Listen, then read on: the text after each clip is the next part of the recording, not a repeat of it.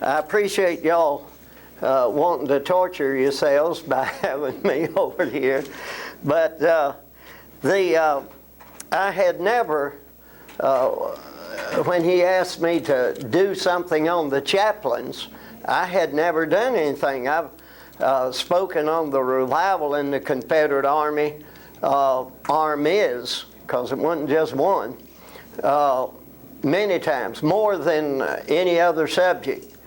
But the thing of it is, I had never dealt with this, and so I had to start from scratch. But from the beginning, the Confederate chaplains worked in spite of many difficulties.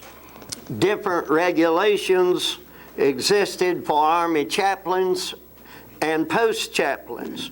They were not issued uniforms, they had no rank, but in spite of these and a host of obstacles that I'll touch on some of them but don't have time for all of them, they served in the Confederate Army, serving the Lord, and involved, and during that time had the greatest revival of record in any army in the world that's ever happened and taken place. The same religious tone is conspicuous in a majority of the military leaders.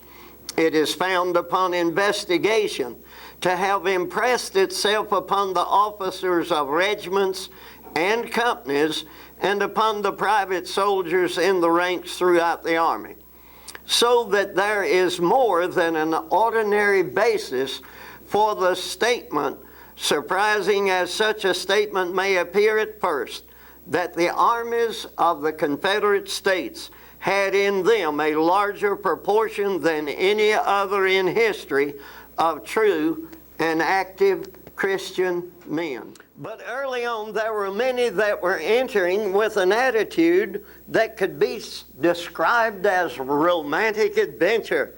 Some of the officers were afraid that a chaplain preaching the gospel and exhorting the realness of death and the certainty of hell for the unbeliever would have an adverse effect upon them going into battle. Of course, it had the opposite effect. Of course, those officers were not serving the Lord, and their thinking was the opposite of what was true. One brigadier general, after a message, said in disgust, "Those confounded chaplains, they're a scourge of the army." By 1862, these that thought it was a romantic adventure realized that this was no holiday excursion, but a very bloody conflict. Thus, this type of chaplain disappeared about as quick as he arrived.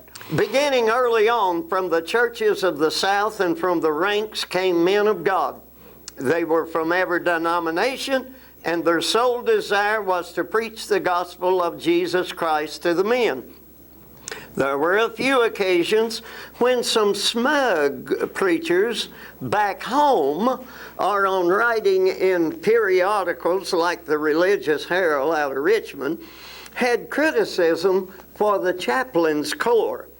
Reverend J. William Jones said that in answering some of these critics, that General J.B. Gordon wrote, quote, "But suppose I tell these good Christians," he was being sarcastic, "who think preaching to a body of soldiers is, quote, casting pearls before swine, unquote, quote, that these men, exposed as they are to temptation on every side, are more eager to listen to the gospel than them people are back home." Unquote. Disagreements about pay. This from the civilian government. They come swiftly after Congress's authorization to have a chaplain's corps.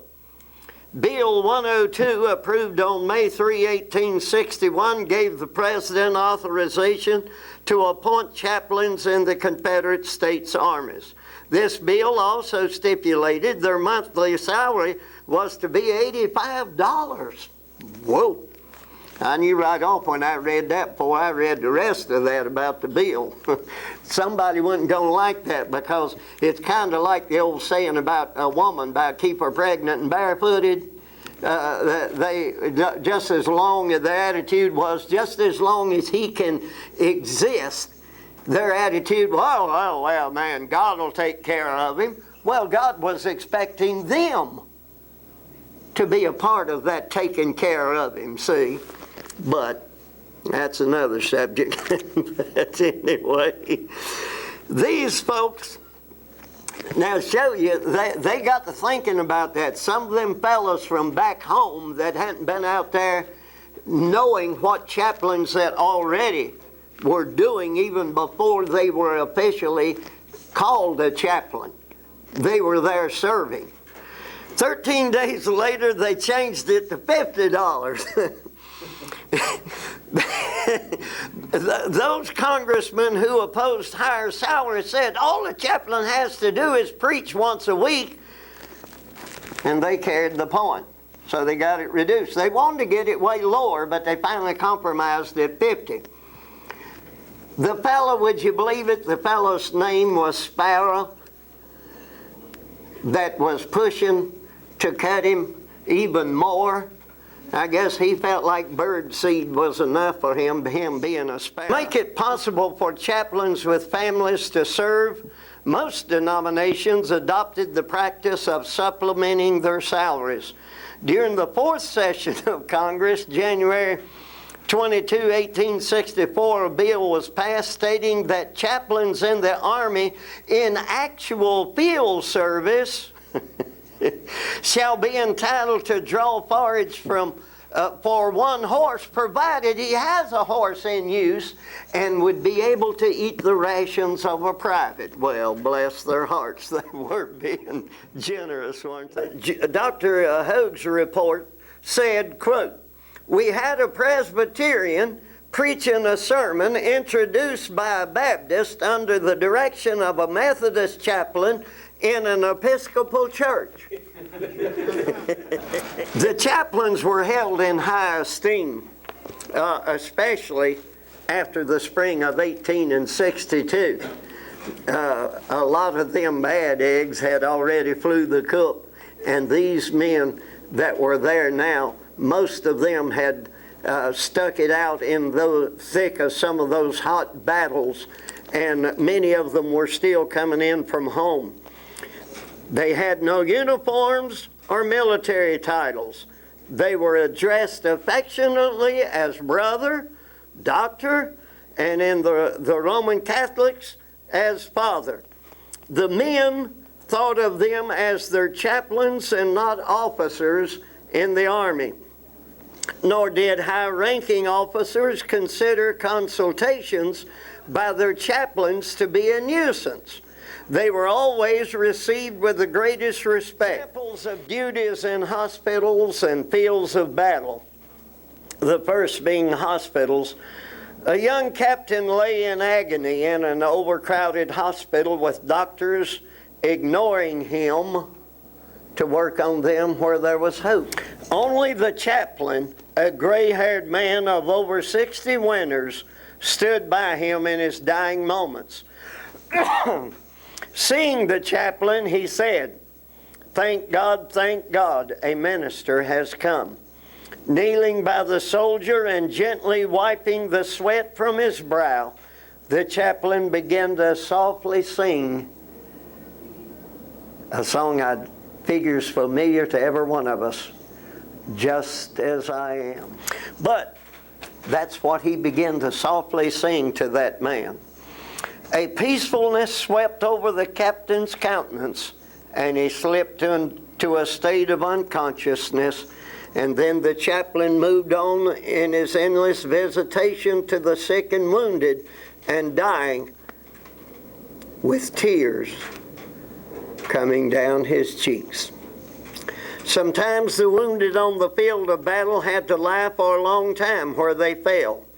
The chaplains ministered to them as best they could, wrapping them, if they had something to wrap them with, to keep them warm, and giving them water. A few hours later, the chaplain would hold quivering heads of many as the surgeons performed the necessary amputations. If the soldier was dying, he recorded his name, his home address, and any last words for his loved ones. The diaries of the chaplains testify how vividly they recall these experiences and last words. On the battlefield, there were some that felt the chaplains should not be exposing themselves, but should be at a first aid place or hospital to minister to the wounded and dying there. After an editor took them to task for being with their unit in combat, he got an answer about a week later signed by the name A Wounded Chaplain. To sum up his answer, I'll just say that it was, we do not need advice from someone far removed from battle and sitting safely behind the desk, but the belief must be accepted, was and still is, that it must be left to the enlightened and conscientious chaplain to decide whether or not it is that he is going to expose himself in battle. When Chaplain IT, and I don't know if I've got his name right or not, Tichenor, Tiechenor, whatever that is, of the 17th Alabama Regiment, wrote the governor of Alabama concerning the Battle of Shiloh. He told the men of the men wavering under a crossfire that was coming from 3 directions. He kept to his feet, waving his hat and urging them to stand there and die there if need be for our country. In his report, he said the regiment lost 13 killed, 117 wounded and missing. The dead of the enemy was 352. Chaplain Tichenor did not mention to the governor the fact, but it came out in newspapers later when somebody else reported it, that the chaplain himself had fought with the coolness and intrepidity of a veteran, killing with his rifle a colonel, a major, and 4 privates. Yay for the chaplain. It was shown in the millions of tracts passed out, the messages in the soldiers' favorite songs, and the chaplain's pleas to turn from sin to righteousness. And nowhere was the effect of the chaplain's preaching of God's Word more obvious than in the hearts of the fighting men. No wonder there was a revival throughout the Confederate Army.